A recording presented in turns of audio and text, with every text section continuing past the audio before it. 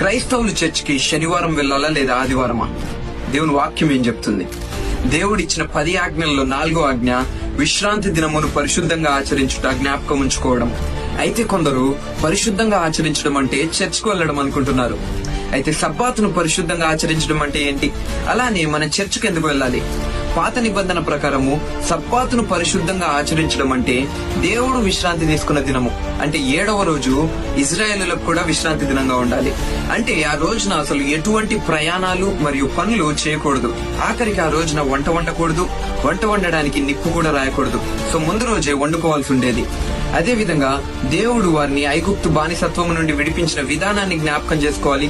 అలానే ప్రతి విశ్రాంతి దినము దేవుని ఆలయంలో బలులు అర్పించాలి. విశ్రాంతి దినమును పరిశుద్ధంగా ఆచరించాలనే ఆజ్ఞ గల కారణాలు ఏంటంటే, మొదటిది, ఇజ్రాయేలీయులందరూ వారి పనులు, వారి ప్రయాణాలు మానుకొని ఒకే రోజున దేవుణ్ణి ఆరాధించడానికి దేవుడు వారికి ఆజ్ఞనిచ్చాడు.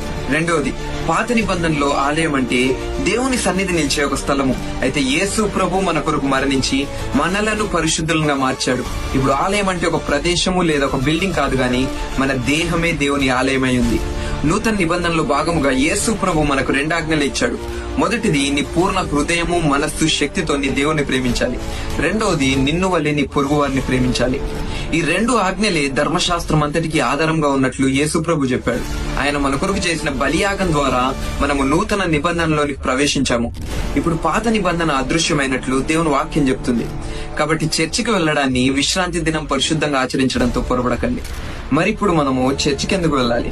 దేవుని స్తుతించుటకు, సహవాసం కలిగి ఉండుటకు, దేవుని వాక్యం ఎదుగుటకు, అలానే రొట్టె విరుచుటకు, సంఘంగా కూడుకోవాలని దేవుని వాక్యం చెప్తుంది. అయితే చాలా మంది క్రైస్తవులు ఆదివారమే చర్చికి ఎందుకు వెళ్తున్నారు? మొదటిది, యేసు ప్రభు యొక్క పునరుద్ధానము శిష్యుల జీవితాల్లో నిరీక్షణ తెచ్చింది. రెండవది, పునరుద్ధానము తరువాత యేసు ప్రభు ఆదివారమున రొట్టె విరిచి శిష్యులతో సహవాసం చేశాడు. మూడవది, పెంతెకోస్తు ఆదివార దినమున శిష్యులు పరిశుద్ధాత్మతో నింపబడినట్లు మనం చూస్తాం. అలా శిష్యులు మరియు అపోస్తలులు ఆదివారమున సంఘముగా కూడుకొని రొట్టె విరిచి సహవాసం కలిగి ఉన్నట్లు మనం చూస్తాము. ఆ విధంగా సండే చర్చ్ సర్వీసెస్ స్టార్ట్ అయ్యాయి. కాబట్టి యేసు ప్రభు పునరుద్ధానం తర్వాత ఒక్కసారి కూడా శిష్యులు మరియు అపోస్తలులు విశ్రాంతి దినమును పాటించడం లేదా పాటించమని తెలియజేయడం మనం చూడము. దానికి బదులుగా మొదటి దినము, పునరుద్ధాన దినము, ప్రభు దినమైనటువంటి ఆదివారం గురించి తెలియజేయడమే మనం చూస్తాము. కాబట్టి చర్చికి వెళ్లడాన్ని విశ్రాంతి దినము పరిశుద్ధంగా ఆచరించడంతో కన్ఫ్యూజ్ అవ్వకండి. God bless you.